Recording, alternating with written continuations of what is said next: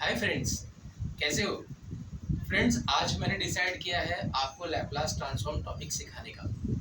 Basically बोलूँ तो कोई भी टॉपिक सीखने के लिए उसका फॉर्मूला, मतलब मैथमेटिक्स की बात करूँ तो उसका फॉर्मूला सीखना बहुत ज़रूरी होता है।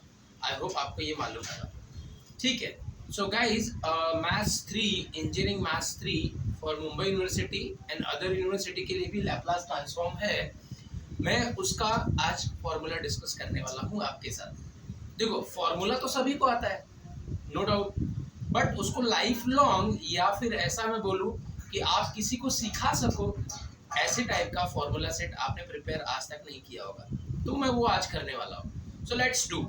And guys, believe me, at the end of this session आप ये फॉर्मूला बाहर तो कर लोगे, प्लस आप अपने फ्रेंड्स को भी सिखा पाओगे।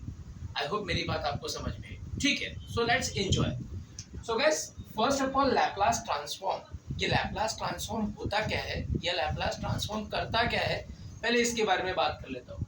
लैपलास ट्रांसफॉर्म क्या होता है? एक्चुअली कोई फंक्शन है जिसका वेरिएबल है टी, मतलब कोई फंक्शन जो टाइम के ऊपर ऑपरेट हो रहा है, उस फंक्शन को अगर मुझे कन्वर्ट करना है फ्रीक्वेंसी डोमेन में, मतलब time to frequency domain conversion जो होता है, उसी को हम बोलते हैं लैपलास ट्रांसफॉर्म। आई होप मेरी बात थोड़ी बहुत समझ में आई होगी। ये तो हो गया बेसिक। मैं आज फॉर्मूले की, स्टैंडर्ड रिजल्ट की बात कर रहा हूँ, स्टैंडर्ड रिजल्ट। सो गाइज, अगर मैं सबसे पहले डेफिनेशन की बात करूं,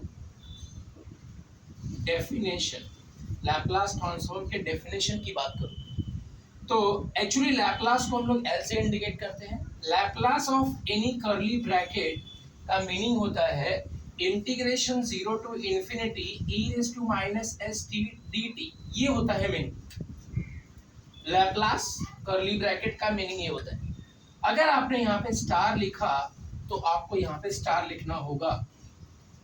ये मैं इसलिए बोल रहा हूँ क्योंकि आपको डेफिनेशन प्रूफ करते समय ना ये लॉजिक अगर पता रहेगा तो आप इजीली जो थियोरम्स है उसको प्रूफ कर सकते हो। मेरी बात समझ में आई? ओके। सो फिलहाल गाइस, जो लैपलास होता है वो स्टार का नहीं होता। मैंने अभी बताया कि लैपलास जो होता है वो टाइम फंक्शंस का होता है, that is F of T का होता है। यस, अगर मैंने यहाँ पे एफ ऑफ टी लिखा तो यहाँ पे भी मुझे एफ ऑफ टी लिखना होगा। गाइस, इसी को हम लोग एफ ऑफ एस, मतलब फ्रीक्वेंसी फंक्शन बोलते हैं। जैसा मैंने बोला था, टाइम फ्रीक्वेंसी को अगर आपने लैपलास अप्लाई किया तो वो फ्रीक्वेंसी फंक्शन हो जाता है। क्लियर? ओके। ना स्टैंडर्ड रिजल्ट में 9 स्टैंडर्ड रिजल्ट है डेफिनेशन के अलावा।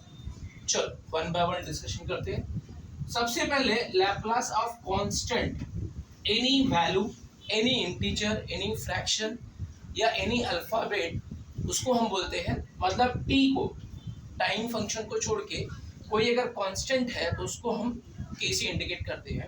एंड एनी कांस्टेंट का लैपलास ट्रांसफॉर्म होता है के बाय एस।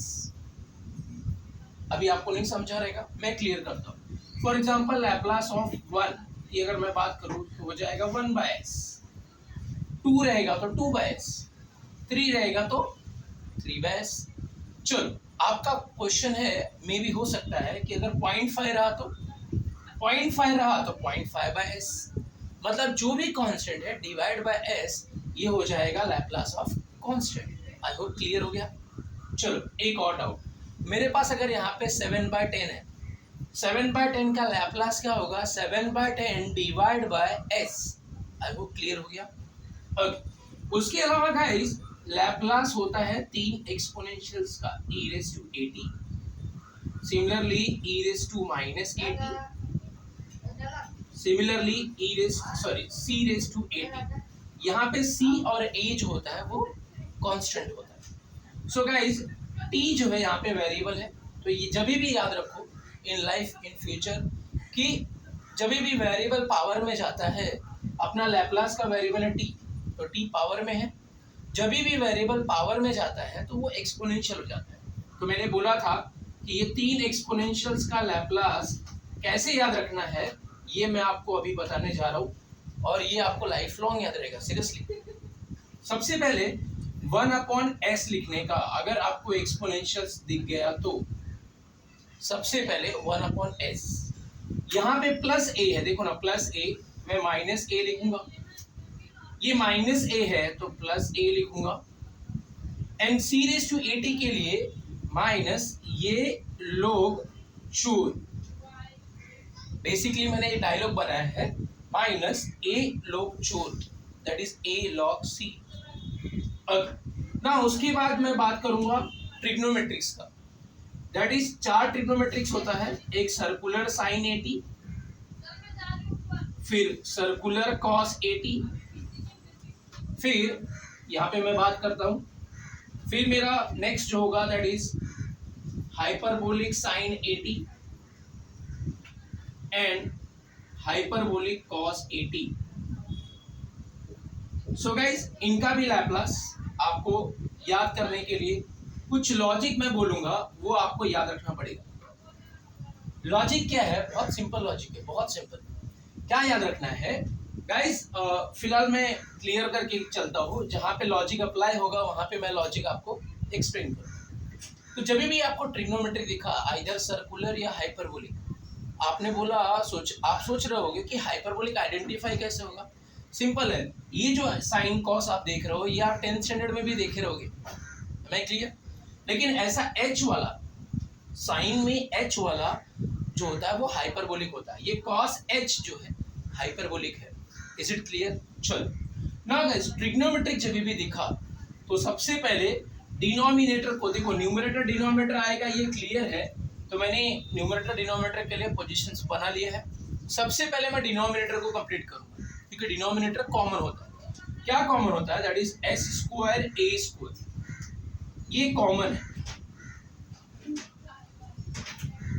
तो मैंने सभी का डिनोमिनेटर मैंने कॉपी कर दिया ना। अब लॉजिक याद रखना है। लॉजिक क्या याद रखना है गाइस? कि न्यूमरेटर के बारे में बात कर रहा हूं, न्यूमरेटर का फिलिंग कैसे होगा ये लॉजिक के साथ याद रखो। जब भी आपको साइन दिखेगा तो ए, एन कॉस दिखेगा तो एस। अभी वो सर्कुलर है या हाइपरबोलिक, दोनों के लिए एप्लीकेबल है। तो साइन है तो ए, कॉस है तो एस। चल अगेन साइन है तो ए, कॉस है तो S. This is the first logic. मैंने बोला न्यूमरेटर डिनोमिनेटर बनाओ, पोजीशंस बनाओ। डिनोमिनेटर कॉमन है सभी का, स्क्वायर ए स्क्वायर। न्यूमरेटर के लिए मैंने बोला कि चेक करो कि साइन है तो ए, कॉस है तो एस। सेम लॉजिक यहाँ पे अप्लाई किया ना। गाइस एक और लॉजिक याद रखना है, दैट इज डिनोमिनेटर में साइन आएगा, ये बीच में, दोनों के बीच में साइन आएगा, आइदर प्लस या माइनस। तो गाइस वो साइन के लिए आपको याद रखना है कि अगर सर्कुलर फंक्शन है, सर्कुलर, तो प्लस, एंड अगर हाइपरबोलिक है तो माइनस। ये लॉजिक याद रखो। तो ये सर्कुलर साइन है इसलिए प्लस बीच में आएगा, सर्कुलर कॉस है तो प्लस आएगा, एंड हाइपरबोलिक साइन है तो माइनस, हाइपरबोलिक कॉस है तो माइनस। सिंपल ना? Yes, very simple. वापस से मैं बोल देता हूँ, डिनोमिनेटर कॉमन होता है। चलो मैं इसको वापस से एक्सप्लेन कर सकता हूँ। एस स्क्वायर ए स्क्वायर कॉमन होता है डिनोमिनेटर। रिगार्डिंग न्यूमरेटर हिंट याद रखो, साइन है तो ए, कॉस है तो एस। यस, साइन है तो ए, कॉस है तो एस। डिनोमिनेटर में जो बीच में प्लस माइनस आ रहा है वो डिपेंड करता है कि फंक्शन सर्कुलर है या हाइपरबोलिक। अगर सर्कुलर है तो प्लस, एंड अगर हाइपरबोलिक है तो माइनस। यस, एक लास्ट फॉर्मूला है गाइस स्टैंडर्ड रिजल्ट का, that is Laplace of t raise to n. अब ये टी रेज टू एन का जो लैप्लास होता है वो दो पॉसिबिलिटी है। पहला क्या है, अगर एन आपका फ्रैक्शनल है, फ्रैक्शनल। दूसरा क्या है, अगर एन आपका इंटीजर है, इंटीजर। आई होप मेरी बात समझ में आई होगी। अगर फ्रैक्शनल है तो ये होता है gamma n plus one upon s raise to n plus one, and अगर इंटीजर है तो होता है n factorial upon s raise to n plus one. तो गाइज इस तरीके से हमने ये फॉर्मूला ऐड किया है। आई होप आपने सेशन एंजॉय किया होगा। एक बार गाइज मेरा लॉजिक आप अप्लाई करके देखो, फॉर्मूला आपको लाइफ लॉन्ग याद रहेगा। फर्दर मैं ऐसे ही वीडियोस आपको बनाते रहूँगा। सो गाइज यहाँ पे मैं आज का सेशन स्टॉप करता हूँ। Thank you so much.